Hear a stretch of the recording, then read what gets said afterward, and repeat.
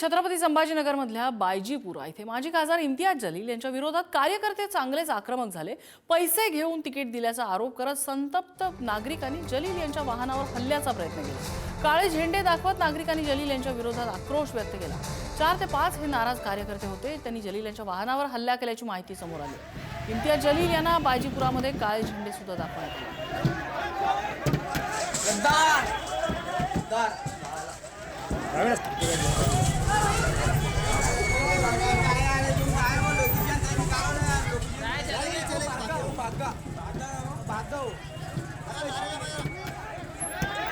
या भागामध्ये इम्तियाज जलील यांची प्रचाराची रॅली होती आणि त्या रॅली दरम्यानच या कार्यकर्त्यांची नाराजी समोर आली।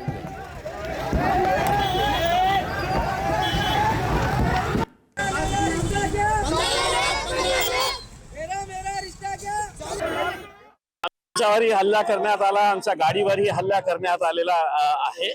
पोलिसांचा समक्ष सगळं झालेला आहे आणि आम्हाला हे बघायचं आहे आता पोलीस काय कारवाई करणार आहे करके। लोकशाही मार्गाने सगळ्यांना निवडणूक लढण्याचा अधिकार आहे। प्रचार करण्यासाठी कोणीही कुठेही जाऊ शकतं।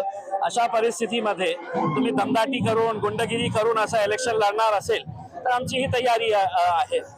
पण तुम्ही जे कृत्य केलेले आहे रितसर परवानगी घेऊन पोलिसांची परमिशन घेऊन रूट सगळं सांगून अशा प्रकारचे काही लोक येणार आणि अशा प्रकारचा हल्ला चढवणार असेल तर आता आम्ही पोलिसांची वाट बघत आहे की पोलीस काय कारवाई करत आहे।